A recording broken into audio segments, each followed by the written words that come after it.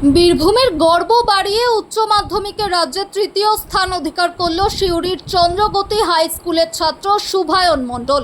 তার প্রাপ্ত নম্বর 494। ফল প্রকাশের পর থেকেই শুভায়নের বাড়িতে খুশির আবহ। আত্মীয় পরিজন, শিক্ষক শিক্ষিকা ও এলাকার মানুষ শুভেচ্ছা জানাতে ভিড় জমিয়েছেন। ভবিষ্যতে আরও বড় সাফল্যের লক্ষ্য নিয়েই এগোতে চায় শুভায়ন। আমরা তো টিভিটা লাগিয়েছিলাম 10:30টায়, তারপরে দেখলাম যখন র্যাঙ্কিংটা বলতে লাগলো র্যাঙ্কটা, তখন দেখলাম যে ও তৃতীয় হয়েছে। ভালো লাগছে, খুবই ভালো লাগছে। র্যাঙ্কের দিক থেকে কতটা আশা করছেন? আমরা আশা করেছিলাম 10-এর মধ্যে থাকবে। এবার ধরুন র্যাঙ্কটা তো অতটা যে কত হবে এটা তো পুরোপুরি বলা যায় না, তবে 10-এর মধ্যে থাকবে এটা জানতাম। হ্যাঁ, সেমিস্টার 9th হয়েছিল। ও বলছিল এবারে পরীক্ষাটা আরো ভালো হয়েছে। হ্যাঁ, পড়াশোনা 5-6 ঘন্টা সেলফ স্টাডি করতো, আর এমনি টিউশন যেগুলো সেগুলো আলাদা টাইম। টিচার প্রত্যেকটা সাবজেক্টে একটা করে ছিল, 6টা সাবজেক্টে 6 জন টিচার ছিল। পড়াশোনা বাদ দিয়ে ক্রিকেট খেলতে খুবই পছন্দ করে, আর গান বাজনা করে। হ্যাঁ, ডেলি মানে কোনোদিন 2-1 দিন হয়তো বাদ যেত পরীক্ষার সময়গুলো, কিন্তু খেলতেও মানে খেলার প্রতি খুবই নেশা। কি হবে বলছেন? ও তো চিকিৎসক হতে চায়। আপনার কতটা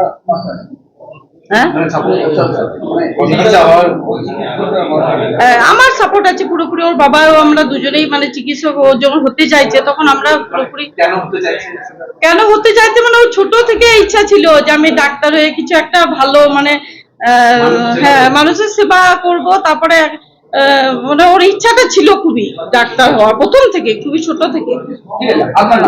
আমার নাম মিনতি মণ্ডল। হ্যাঁ, খুলে জানতে পারলাম যে পশ্চিমবঙ্গে তৃতীয় হয়েছি, তো ভালো লাগছে খুব। কত পেয়েছো? আমার 494, কেমন র্যাঙ্ক লাগছে? 3rd। কিভাবে পড়াশোনা করতে, কতক্ষণ করতে? পড়াশুনো স্কুল টিউশন বাদে বেশিরভাগটা সেলফ স্টাডি করার চেষ্টা করতাম। আর ওরকমই 6-7 ঘন্টা, কোনো ওরকম টাইম ঠিক ছিল না, যতটা আমার সময়। হ্যাঁ, কোন স্কুল থেকে তুমি পড়াশোনা? আমি Siuri public and Chandrabati Mustafi memorial high school থেকে এখন 12-এ পড়েছি। আমার পেয়েছিলে, এবারেও আবার পজিশন পেলে সামগ্রিকভাবে কেমন লাগছে বিষয়টা? খুব ভালো লাগছে, মা বাবাও খুব আনন্দিত, খুব ভালো লাগছে। কি হয়েছে, পড়াশোনা কি আরো বাড়িয়ে দিয়েছিলে নাকি একই রেখেছিলে?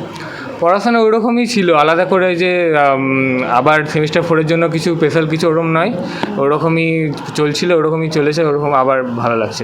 কতক্ষণ পড়তে? আমি ওরকম পড়ার কোনো ঘড়ি বাঁধা ওরকম কোনো সময় ছিল না, তবে দিনে প্রায় 6-7 ঘন্টা, যতক্ষণ কনসেন্ট্রেশন, যতক্ষণ মনে, যতক্ষণ আমার ভালো লাগতো, যতক্ষণ ফোকাসটা মেনটেন থাকতো ততক্ষণ পড়ার চেষ্টা করতাম আমি। শিক্ষক ছিল কটা? আমার প্রত্যেকটা সাবজেক্টে একটা করে ছিল, 6টা টোটাল হলো। পরবর্তীতে কি করবে বলে সিদ্ধান্ত নিচ্ছ? পরবর্তীতে আমার চিকিৎসক হওয়ার ইচ্ছা রয়েছে। এত পেশা থাকতে এত চিকিৎসক কেন?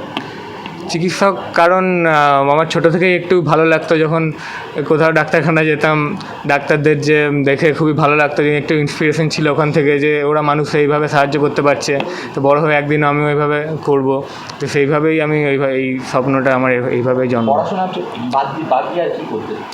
পড়াশোনা বাদ দিয়ে আমি ক্রিকেট খেলতে খুবই পছন্দ করি, ক্রিকেট দেখি, আর একটু গিটার বাজাই, ওরকম আছে। Favourite player Virat Kohli. রাজনীতি নিয়ে কি বলবো? হ্যাঁ, রাজনীতির বর্তমান অবস্থা আমার অত জ্ঞান নেই, তো রাজনীতির ব্যাপারে কিছু বলতে চাই না। ঠিক আছে, বলছি এখন তো আইপিএল হচ্ছে, তুমি কার সাপোর্টার এখন? আমি আরসিবি সাপোর্ট করি। তো ঠিক আছে, কি নাম তোমার? শুভায়ন মণ্ডল। শুভায়ন মণ্ডল। 494। কেমন ছিল? বাবা মার হেল্প তো, বাবা মাই তো সব কিছু করেছে। আমি আজকে যা পাচ্ছি, যা করছি, সব বাবা মার জন্যই হয়েছে। আমার যখন দরকার হয়েছে, রাত 11টা-12টার সময়ও প্রিন্টের দরকার হয়েছে, বাবা যেমন করে হোক প্রিন্ট করে এনে দিয়েছে সব জায়গা থেকে, এমন হয়েছে। হ্যাঁ, বাবা স্কুলে শিক্ষকতা করেন। হ্যাঁ, সংস্কৃত সাবজেক্টের, সংস্কৃত। দিরিয়াপুর অঞ্চল হাই স্কুল, ওই সাইথের কাছে ওখানে। মা হাউস ওয়াইফ। তপব্রত